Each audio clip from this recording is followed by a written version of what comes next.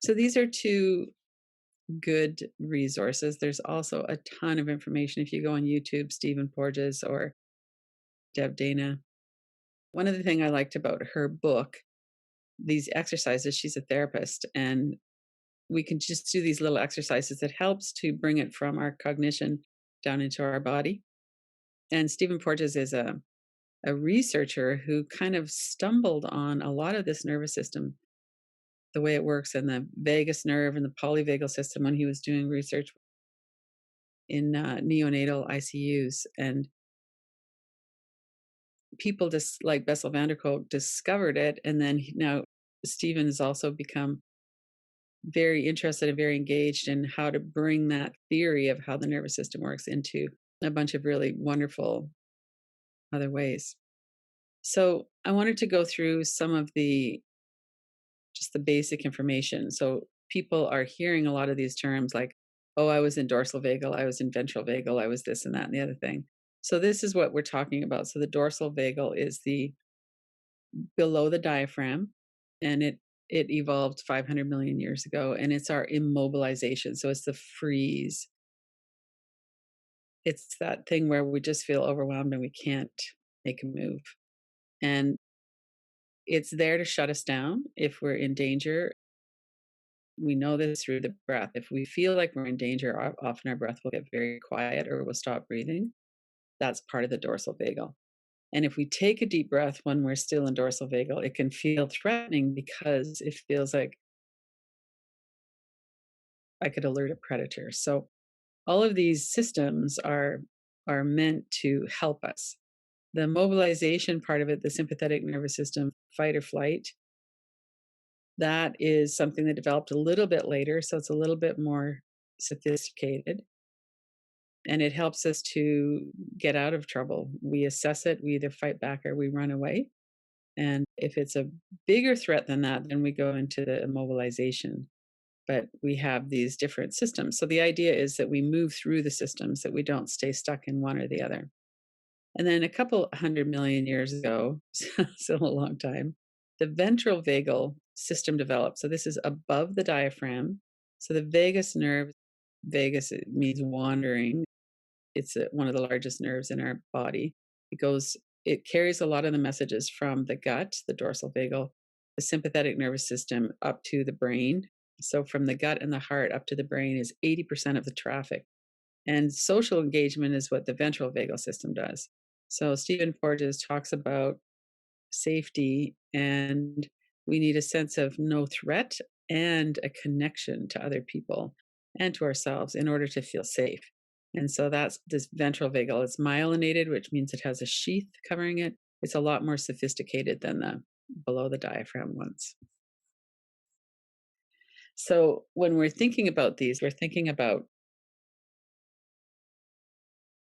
the immobilization is what we have in common with our reptilian ancestors, and that it regulates our digestive system. So some of you might have heard in 9/11 when the firefighters were up in the towers, a lot of them had released stuff out of their bowels at the end. And that's a fear response that happens to everybody when there's a life threat. So there's a whole bunch of different things. It also shuts down for us, just as we're moving through life, it also shuts down our digestive system when we're feeling a lot of threat. So if we're a lot of the time we're in freeze or this kind of dorsal vagal immobilization, it's hard for our digestive system to work properly. Then we get up into the sympathetic nervous system. It regulates our body temperature, heart rate, circulates our blood, and it also provides energy for our system. So when we're passionate about things, when we're playful, creative, interacting, that kind of thing, we need that energy to kind of move up out of the immobilization.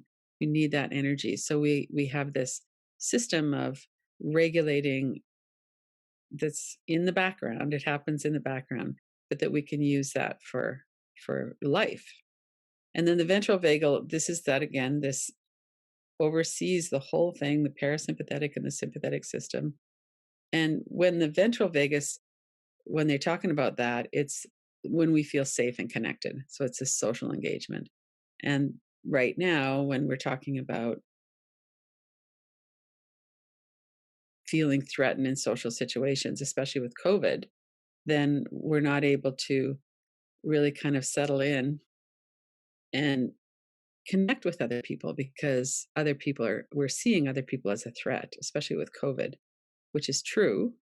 And even without COVID, we would see a lot of people as a threat. We have these nervous systems and these primitive brains that store all the information from our life. And we want to have access to that information. But a lot of the times we just don't have that kind of accurate sense of threat right now. So HeartMath is an organization that's been around for 20 or 25 years, I think. And they work with heart rate variability, which signals vagal tone. So what we're looking for here is a responsive, nuanced, resilient nervous system. And I just wanted to put this slide in here. If anybody wants to get a heart rate variability monitor, you can go to HeartMath. And it's one of those things where it's like a bit of a neurofeedback thing as well, where you hook up to this and it gives you information about what's going on in your vagal system right now, and it also helps you to downregulate. We might think, well, it's good to have everything being really calm, but in fact, what it's good to have is everything really resilient, so we can have calm and passion and connection and all of that. We can be alive. We're not shut down. And we're always kind of working through those different places. So neuroception is a word that Stephen Porges coined several years ago to describe the perception of threat that happens and that it's involuntary. And so we're always looking around to assess threat. If we see some kind of change or something we're not expecting to see visually, then we're going to stop and notice it. Most of what we see just kind of flows through the brain and we don't think anything about it. We don't get alerted. But if there's something that seems kind of dangerous, if we're out walking at night and all of a sudden somebody comes into view that we're not expecting, or those kinds of things. So here's the signals. So muscle tension, we tense up. A lot of people sweat, and we have sensory changes in our heart rate. Our heart starts to pound, or our breath starts to get kind of ragged and shallow, and we're kind of gasping for breath. So this is I included this slide because I think it's helpful for us just to be able to see these are autonomic nervous system changes. We don't decide to sweat. We don't decide to have a faster heart rate. This just happens. And what we can do is we can really start to notice what's happening with my breath.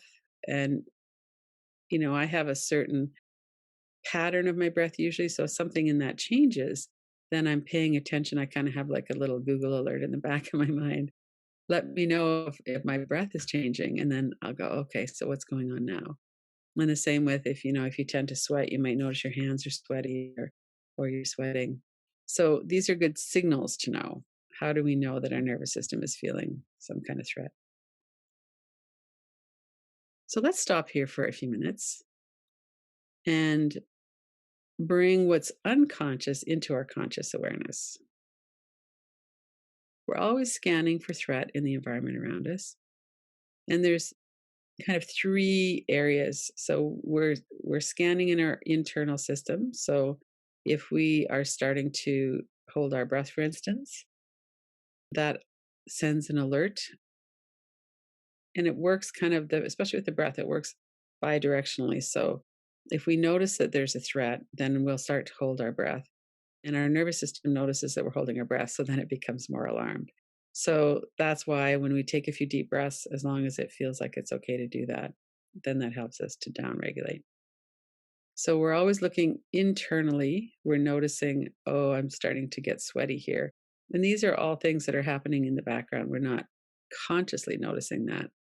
But it's good to bring this mindfulness to it, to start to notice that earlier, because that gives us more information. And then the outside and the environment around us, like we're looking around. And one of the things we just did earlier was we looked behind us. We're letting our eyes notice that there's nothing in the environment that's threatening right now.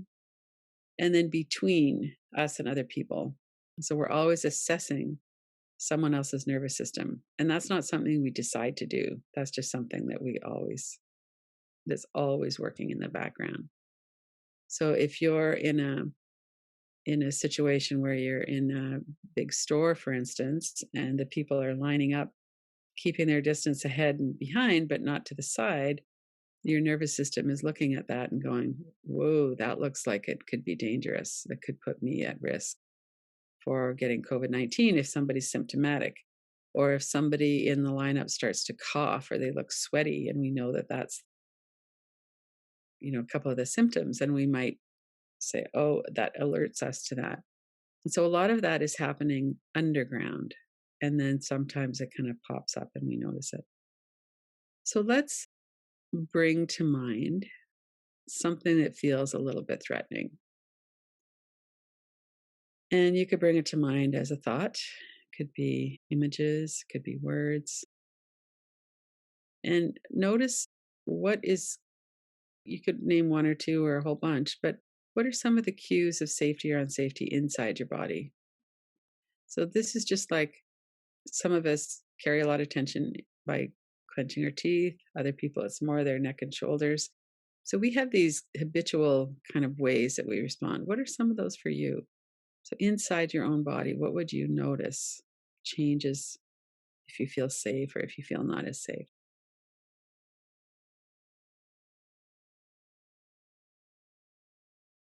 What are your habits around that?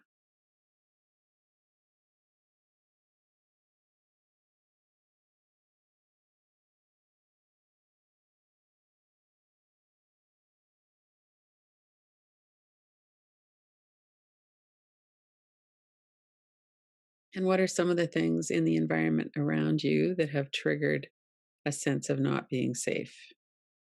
So this could be something recent or something a longer time ago.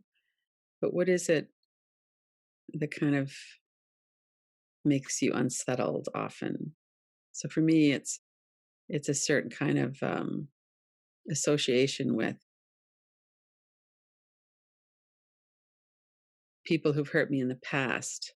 If I see them in the environment, or if I'm outside at night and there's a guy that kind of pops in, or a group of men or something, those are things in my environment that would automatically trigger some kind of a, I need to be careful. What are some of those for you? Might be the same, might be different things.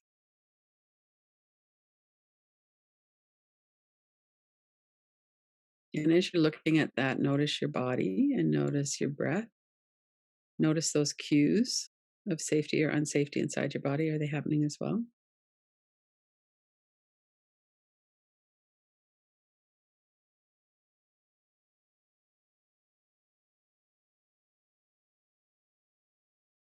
And as we move to the third one, that we're always assessing other people's nervous systems, let's think about a nervous system or a person's nervous system that we feel safer with.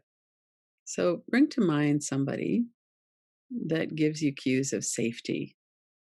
It might be that their nervous system is quite regulated usually, that they usually have that kind of calmness, they breathe, they're relaxed, and just bring to mind that experience of being around them. And notice what happens in your body.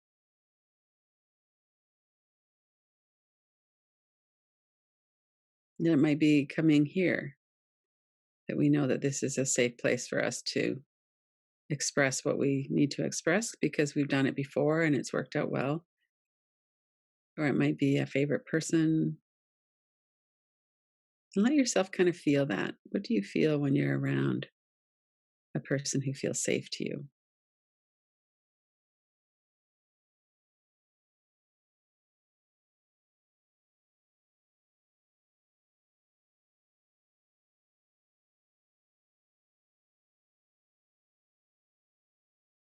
And then let's go through these: dorsal, the sympathetic, and the ventral. And we start with the dorsal because we want to end up with ventral. So the dorsal response, don't go too deeply into this. This is kind of an overview. So, what are some of the things that trigger overwhelm for you? And as you're kind of looking at that also, what helps you to self-regulate and come out of it? So it could be the situation where you're in a place where it's noisy and you're getting triggered, and then you go to the washroom and it's quieter, you can breathe a little bit, remind yourself you're going to be okay. So, what kinds of experiences tend to trigger that freezing or numbing? Is that kind of where you live? Is that something where you only visit occasionally? Is that a common response for you?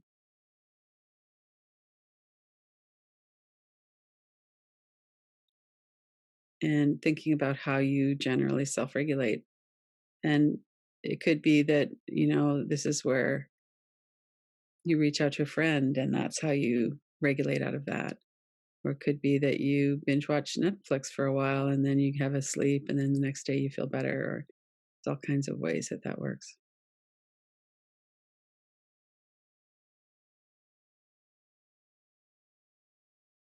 And the question from each of these is, what is your perception here? So, from this, if you can kind of bring yourself lightly back into what it feels like when you're having that freeze response, how would you describe the world? The world is, notice what comes to mind. And I am,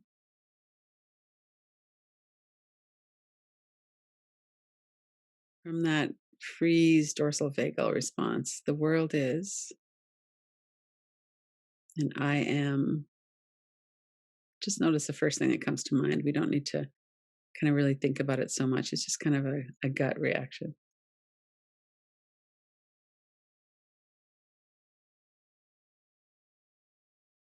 And then let's move to the sympathetic arousal, the fight or flight. So some people spend most of their time in fight or flight. Some of us spend more time in the freeze or numbing. So this isn't a good bad. This is just, let's take a look. What does it feel like in your body? Do you have that fired up kind of, I'm going to say this or I'm going to do this. We're lots of people go into a fight response. Lots of people go into flight. It's just like, oh, that's not even worth it. I don't even care. But what's your sense of how much time you spend in that? Is it common? What triggers it? And what is it that helps you to self regulate and come out of it? So we're kind of staying present in this moment as we're doing a review. We're not really going back deeply into it. If you find that you're deeply into something, then do some tapping, bring yourself back to awareness of your body, your breath. Do some tapping on your forehead. Take your attention into the sound and sensation of your fingers on your forehead. Take a few breaths. What's your usual experience with that? And when you're in that state of fight or flight, how would you answer those questions? The world is, I am,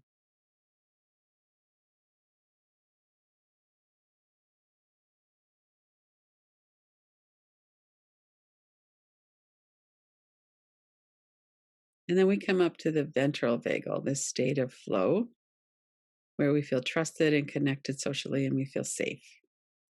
So, what does it feel like in your body to be in ventral vagal?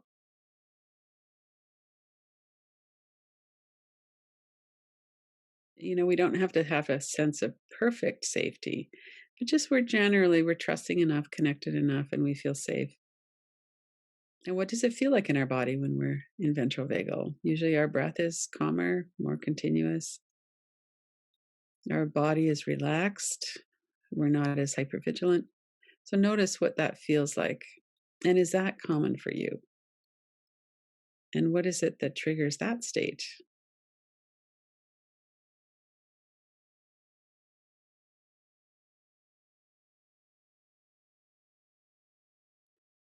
And when we're in this trusting, connected place, the world is,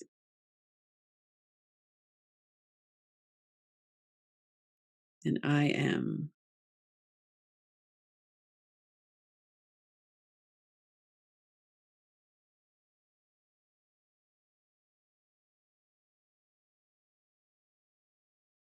And it could be that we're in a state of sympathetic arousal and ventral vagal, where we're not so much in a fight or flight extreme defensive move. It's more we have some excitement, we have some interest in life, and we also have this feeling of connection and trust. So we feel safe.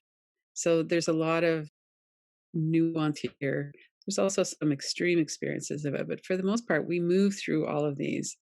We get into a bit of a dorsal vagal maybe, and then we come out of it through a sympathetic arousal. And then if we're around somebody, if we're around people that we feel safe with, connected with, then we might have a flow state that's really wonderful. And we have a feeling of connection and excitement.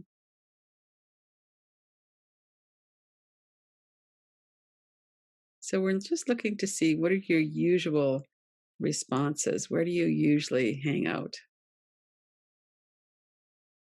How do you get put into that and how do you come out of it? And what's your perception of the world? It really changes based on where we are in our vagal system. All right, so let's go into the inquiry. I can't help what triggers my nervous system. That's true. And we also have that under the beliefs and conditioning. We have that better to be safe than sorry. We have that negativity bias. We're always looking for danger. We're assuming something's dangerous, not assuming it's safe. And that's a evolutionary thing. And so we might feel that we're helpless to change our state from a fear response to a more trusting response. But that's actually not true. We actually do have a lot of power to change that through this kind of mindfulness practice, through learning more about it, and through practicing it. Through practicing, we get it in our gut that we can actually change it. So, on the freedom side, our nervous system still does what it does. It doesn't have as much evidence on the negative side, though, because as we do this kind of work of feeling and feeling like it's safe to be here, it's safe to be in connection with others and with myself. We understand on a real cellular level that our nervous system's here to protect us and help us.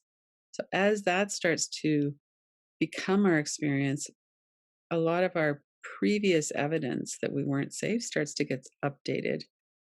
And then we end up with this a nervous system that's still it's still got the negativity bias. We can't stop that. It's still got the kind of it's going to throw all this stuff forward so that we can make sure that we're safe. But we're flexible, we're resilient, and our nervous system serves us. We have a feeling of agency. So let's sit with this for a minute, wherever it is that you're at with this. So if you were to say, my nervous system is here to protect and help me, that might be your experience now. It might be something that's you're still kind of, well, I don't know about that. It feels like it causes a lot of trouble. The reverse inquiry might be I feel safe to be in connection with myself and others.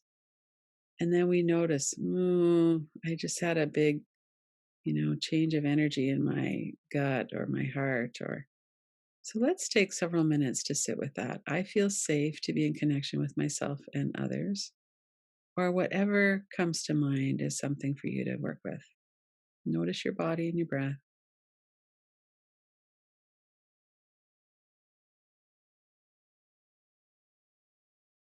And the way the reverse inquiries work, we say something that we're pretty sure isn't exactly all true. And then we see what are the arguments against that. So it might be a tightening in our body, it might be thoughts. Well, that's not true. When I'm around people and if I relax, they hurt me. And then we could just look at that and see, okay, this is what's holding me back.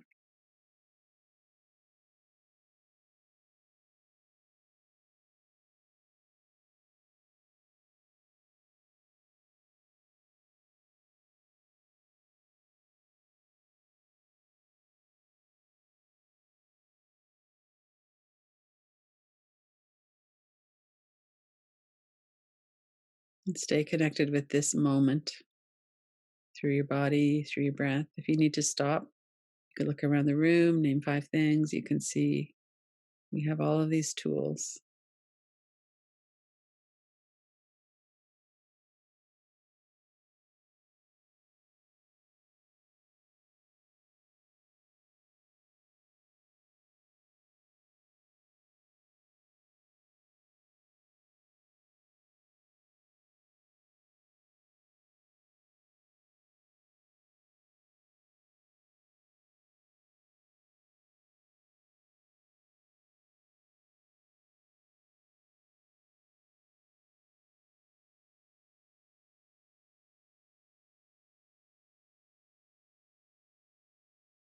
And as you're working with, see if you can hold yourself here with some kindness and compassion. It's not easy having a mammal nervous system in our society today. There's a lot of threat, a lot of things we worry about. We have our own personal experience. We can feel quite ungrounded and quite unsafe.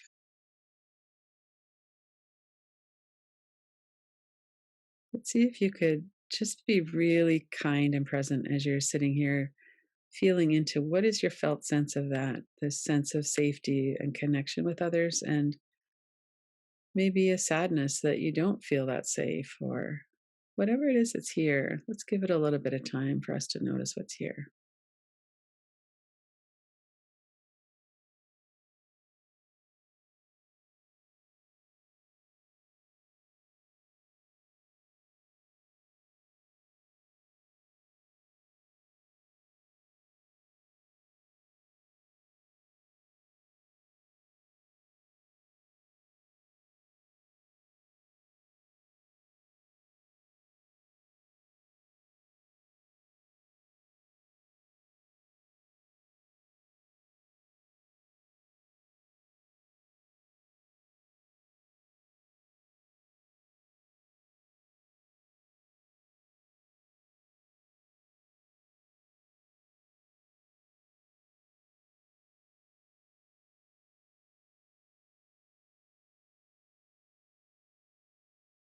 And we'll take another minute or so for this, just kind of reviewing what you've been noticing. And if you could put all of your beliefs and conditioning on one side, like just kind of maybe over on the left, just notice all of that conditioning that leads to these responses in your nervous system, your experiences, your actual nervous system and the way it works. And then over on the right, you have a free, resilient nervous system. You get triggered at times and then you know how to settle it. You feel like you have a lot more trust and connection. You're free to do that.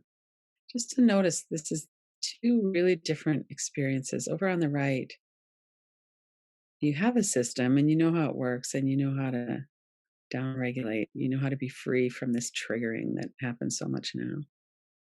And what's in the middle? What's holding you back from that freedom?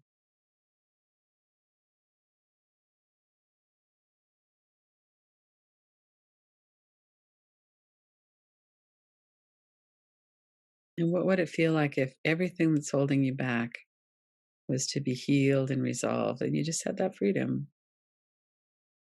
A nervous system that's flexible, this general feeling of trust and connection. And just imagine that for a moment. Imagine your face, your body. What would it feel like? It's your felt sense of that.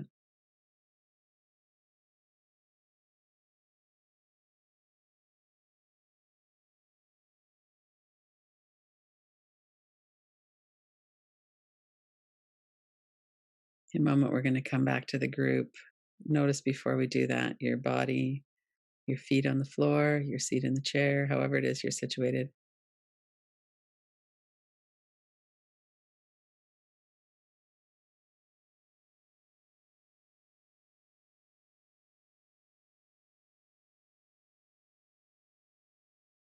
Notice your breath and notice if it feels okay to take a few deeper breaths.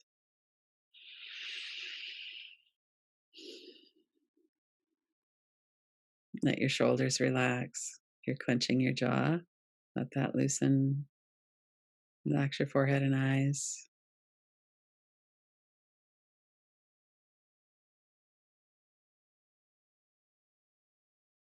And then when you're ready, come back to the group.